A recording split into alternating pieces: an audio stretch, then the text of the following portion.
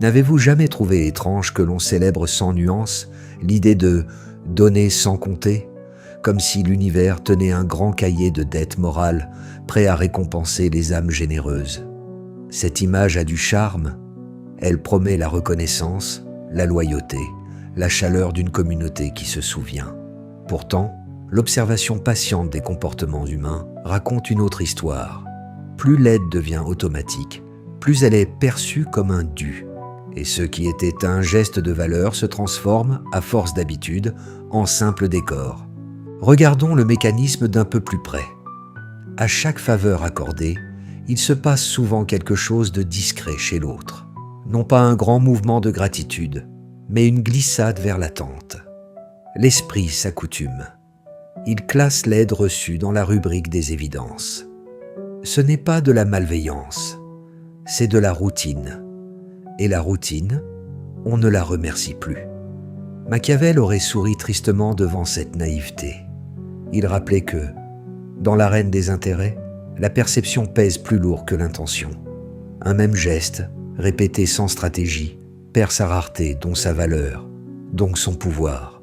Arrive ensuite la dynamique la plus contre-intuitive de toutes, la dette psychologique.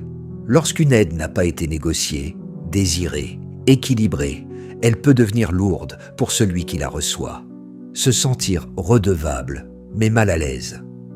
Or, l'être humain fuit ce malaise en réduisant, dans sa propre tête, la valeur de ce qu'il a reçu. Il réécrit l'histoire à bas bruit. Au fond, ce n'était pas grand-chose. Il l'a fait par obligation. C'était facile pour lui. La dévalorisation sert d'antidote à la gêne. Machiavel l'aurait formulé de manière sèche. Quand une faveur n'est pas arrimée à un équilibre de force, elle se paie par la perte de prestige de celui qui donne. De là découle une confusion fréquente. On croit se faire des alliés, on se fabrique des dépendants. L'allié agit par choix, sur la base d'un intérêt ou d'un idéal partagé. Le dépendant agit par habitude et réclame par réflexe. L'allié respecte les limites parce qu'il vise un objectif commun. Le dépendant teste les limites parce que son objectif est de continuer à recevoir. Machiavel a toujours pensé que le pouvoir se mesure moins au nombre de gens qui viennent demander qu'au nombre de gens qui proposent d'eux-mêmes des échanges clairs, parce qu'ils ont quelque chose à gagner et à apporter. Quel prix se paie, en coulisses, pour cette générosité sans boussole? D'abord, le temps, cette monnaie qui ne s'imprime pas. Chaque oui mal placé repousse un rendez-vous avec un objectif important. Chaque incendie éteint chez autrui laisse couver un brasier chez soi. Un projet qui s'enlise, une idée qui se refroidit, une opportunité qui passe. Ensuite, la trajectoire. À force de bifurquer vers les urgences des autres, la route personnelle perd sa ligne. Enfin, la rancœur. Elle s'accumule silencieusement quand l'attention donnée ne trouve pas de miroir. Cette rancœur ne rend pas meilleur, elle rend plus dur. Elle est le signe d'un déséquilibre d'échange. À qui profite alors cette bonté illimitée?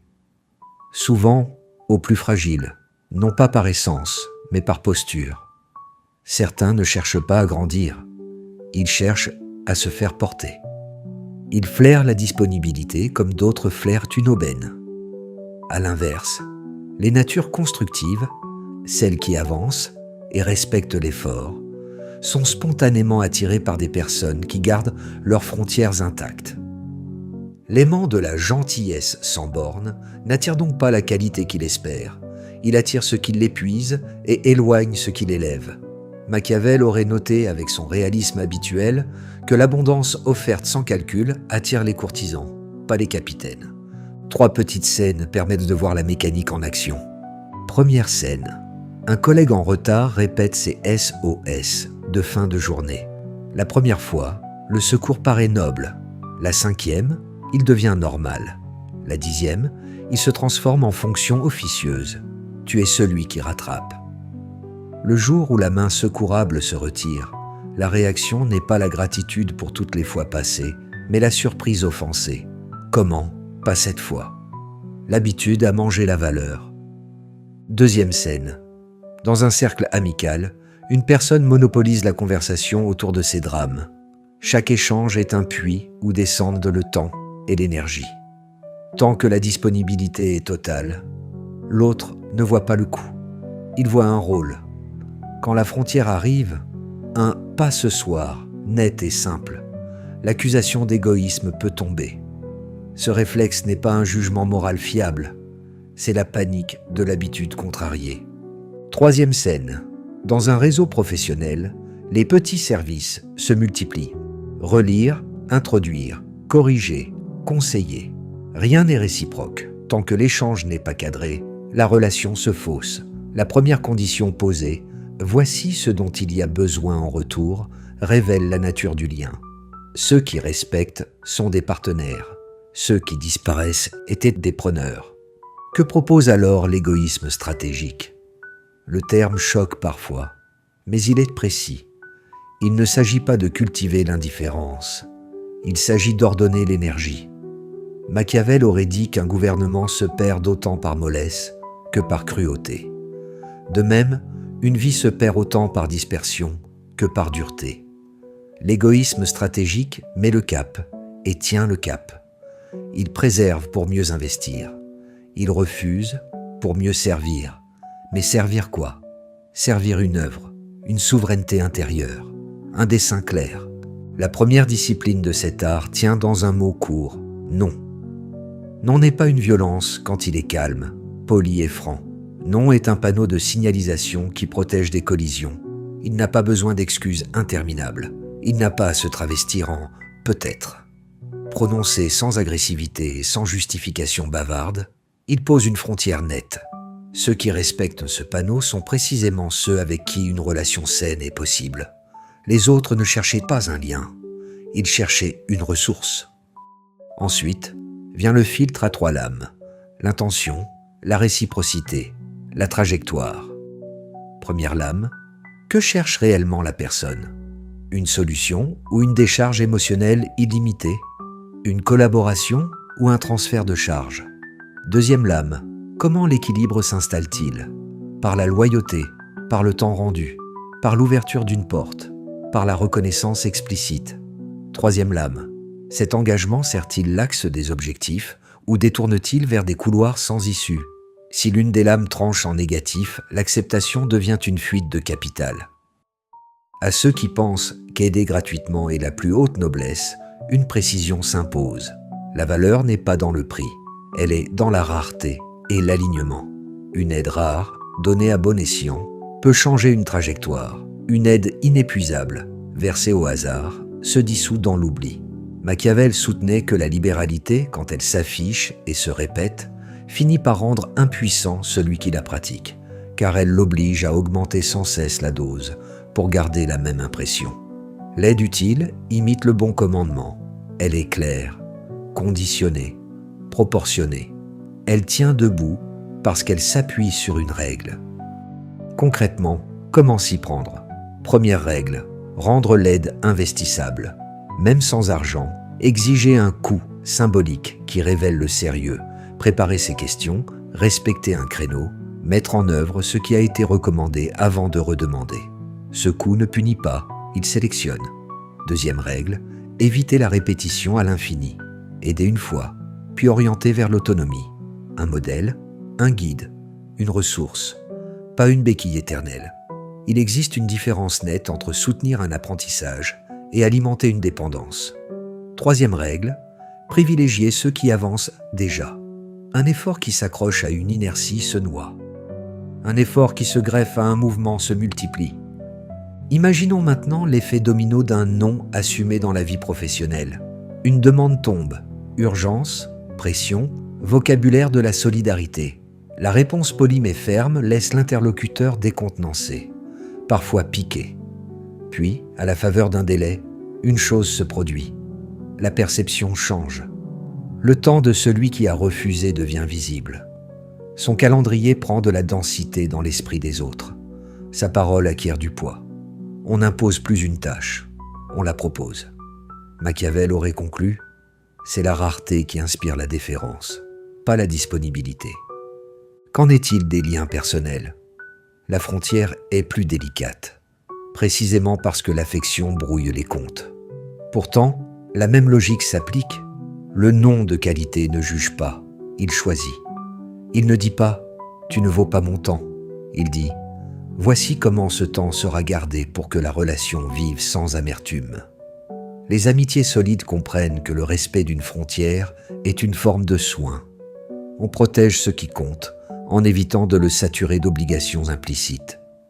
Les autres confondent amour et accès illimités. Cette confusion n'est pas à entretenir. Vient alors la question du cercle. À quoi ressemble une constellation de relations alignées?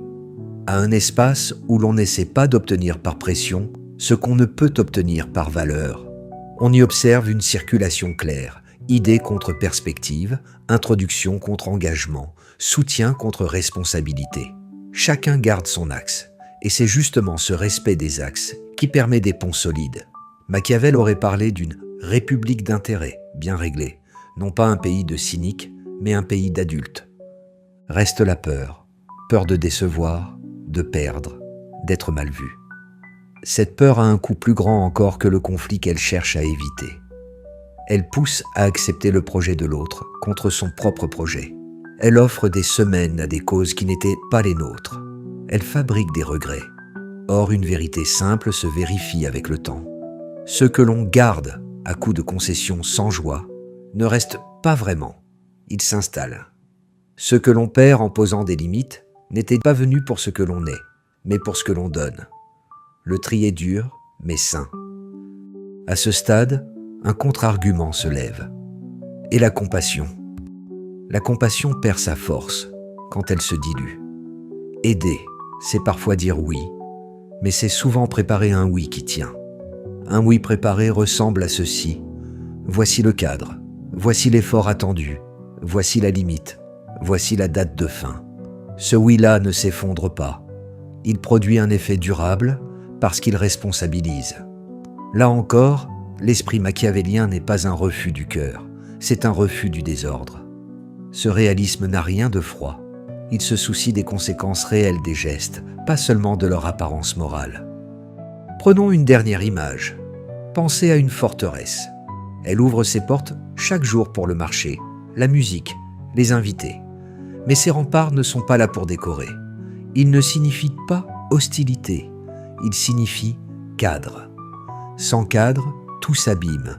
Sans rempart, la fête devient pillage. L'égoïsme stratégique, c'est l'architecture invisible qui permet aux dons d'être beaux, parce qu'ils ne sont pas volés, aux liens d'être sincères, parce qu'ils ne sont pas forcés, au temps d'être féconds, parce qu'il n'est pas dispersé. Alors, que reste-t-il à décider? D'abord, de reconnaître son capital intérieur, attention, énergie, lucidité. Ensuite, d'annoncer, sans colère et sans trembler, que ce capital ne sera plus distribué au hasard. Enfin, de tenir parole. Les premières semaines sont les plus agitées. Les habitudes protestent. Les dépendances se rebiffent. Puis vient un silence neuf. Ce silence n'est pas du vide, c'est de la place. Dans cette place, des œuvres prennent forme. Des rencontres changent de nature. La qualité monte, la quantité baisse. Et avec elle, le respect. Au bout du compte, l'égoïsme stratégique n'est que le nom moderne d'un vieux principe. Gouverner, c'est choisir. Machiavel n'aurait pas condamné la générosité, il l'aurait disciplinée. Il aurait rappelé qu'un prince qui veut plaire à tout le monde finit par n'aider personne, ni son peuple, ni lui-même.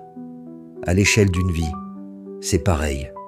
Sans hiérarchie claire, la bonté se dilue et la dignité s'ébrèche. Le monde, lui, ne cesse de demander. C'est sa nature. La nôtre peut être de répondre avec ordre. Qu'on l'entende ainsi, cesser d'aider pour être aimé, commencer à aider pour élever, ne plus donner pour être vu, investir pour bâtir, remplacer la peur d'être jugé par la fierté d'être aligné. Les non bien posés rendent au oui leur lumière. Les frontières redonnent aux rencontres leur intensité. Et le temps, cette monnaie royale, retrouve son trône. Il ne s'agit pas d'être dur, il s'agit d'être droit. Non pour blesser, mais pour prospérer. Non pour s'isoler, mais pour mieux choisir. Non pour se fermer, mais pour s'ouvrir à ce qui mérite vraiment. Voilà la tâche, voilà la victoire. Machiavel aurait conclu d'un ton simple: on ne règne pas sur un royaume intérieur en laissant les portes grandes ouvertes. On règne en tenant la clé et en sachant quand l'offrir. Avant de conclure, Machiavel aurait sans doute soufflé une dernière leçon. Le savoir n'a de valeur que s'il circule. Un esprit stratégique n'accumule pas les idées. Il les partage, les teste, les confronte, car c'est dans l'échange que les angles morts se dévoilent et que la pensée s'affûte. Si cette réflexion vous a parlé, si certaines images ont trouvé écho dans votre propre expérience, prenez un instant pour prolonger ce dialogue. Laissez votre trace dans les commentaires, non pour flatter l'algorithme, mais pour nourrir une communauté d'esprit qui refuse de marcher en rang.